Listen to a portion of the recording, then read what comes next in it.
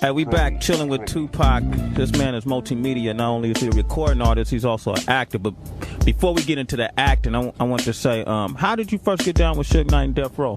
Suge, I used to always see Suge. When they did the soundtrack for Murder Was the Case, it was when I was going through all those legal problems, and he was like, yo, give me a song, dog. And I was like, yeah, you can get whatever you want. You know, gave him a song. And it was like the most I ever got for a soundtrack. I mean, the most I ever got for a song. It was damn near album budget. I mean, I think I got like something like 200,000 or 150,000 for one song. And the song, they didn't even use it, but I still got paid. You know what I mean? I got paid for everything I did on the soundtrack. And I think I did like 2 songs or something.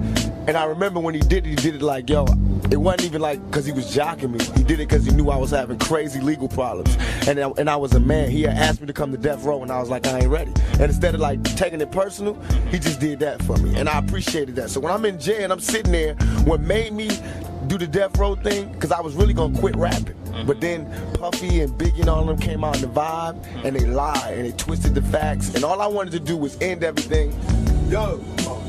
All I wanted to do was end everything and walk away from shit. You know what I mean? Like how Scarface and all them niggas do. I want to get out the game. I'm trying to get out the game. They want to dirty up my memory. They want to dirty up everything I worked for. So it made me come back. Instead of quitting, it made me come back more relentless to destroy my what in fact is my comrades.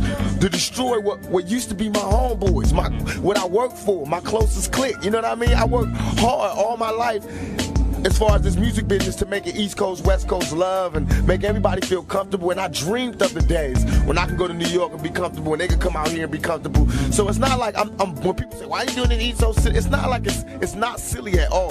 But you can't disrespect the love. You can't disrespect the peace treaty. That's just like when the Indians made deals with the white dudes and they would just come and rape their women and shoot them up and then leave. No, the Indians ain't gonna love white people no more. They gonna wanna kick up some dust until we think about it and renegotiate the terms of the treaty. And that's what I'm talking about. That's where y'all at right now. We gotta have this beef and this war and these words and this dialogue until we can renegotiate the terms of the treaty. I love the East Coast. I'm from the East Coast. But they have to understand that you can't just be saying shit about us and think that we're not gonna take it personal. You can't just be calling us fakers and pretenders and non-creative motherfuckers and we can't freestyle and this and that and this and think we just gonna be like, oh, well, that's cool, we love them because they started it. Hell no, we gonna take it personal, just like a kid would when his bigger brother who ain't doing shit is all of a sudden, you know, that's just like the little brother making hella cash and the bigger brother's like, you owe it all to me. That's wrong, you know what I mean? Don't be mad because the little nigga's coming up, you know what I mean? Now, do you think the East Coast, West Coast rivalry is like both coasts? Or because a lot of people think it's more Bad Boy, Death Row. It's not both coasts. What it is was that the East Coast, the people on the East Coast are real proud, real cultural, and real strong, just like we are on the West Coast.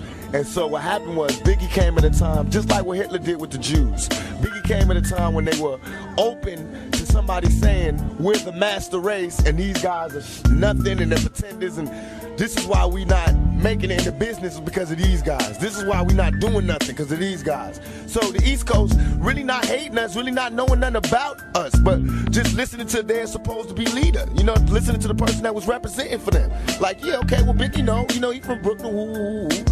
You know what I mean? And that's what happened. And so all of a sudden people saying stuff that they didn't even know was what they was doing was like ending our culture when we started. We held it down for y'all. That's how I felt. I was in tears like, what? When y'all was out there on some, when LL was dancing with women in silver suits and niggas was on some other shit, which I'm not mad at because I might do that one day. And I love them niggas, you know what I mean? But I'm saying when you was being creative and wanting to try other boundaries, we was holding it down with this hardcore shit. Yeah. It might not have been what you wanted, but it kept rap alive for years. It kept money coming in. It let them notice us. So how could you look at us now and be like, this ain't good enough?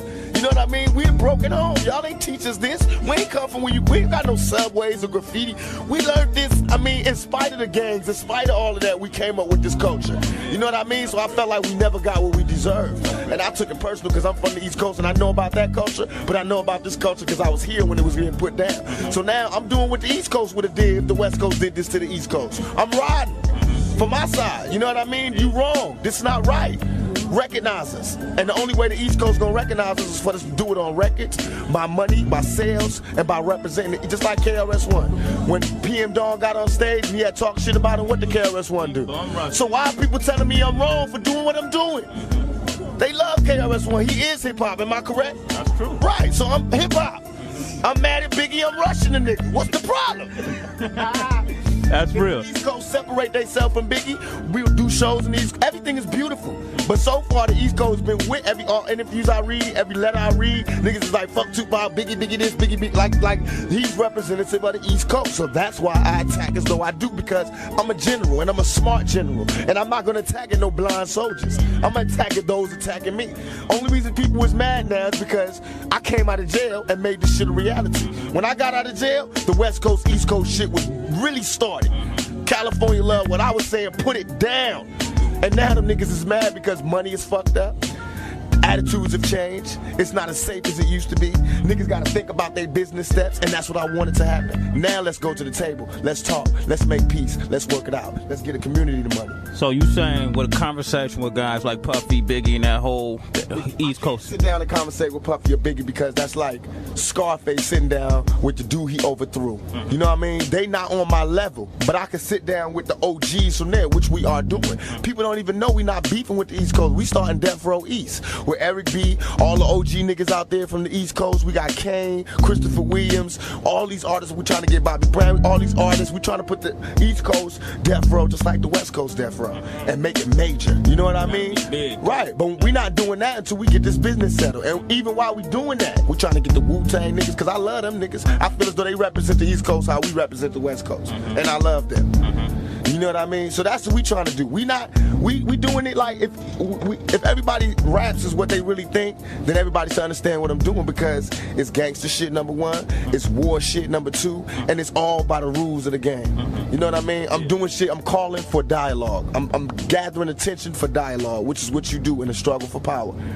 That's real, that's real. We still chilling with Tupac. It's intense. I love this, brother. I like this. My man keeping it real. We're going to come back with more Tupac, right?